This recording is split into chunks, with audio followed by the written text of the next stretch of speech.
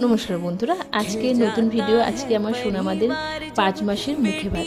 5 মাসও নয়, ওদের এখন 4.5 মাস, কিন্তু মাস হিসাবে আমরা ওদের আজকেই দিচ্ছি মুখে ভাত। একদম ছোট্ট করে ঘরোয়া অনুষ্ঠান।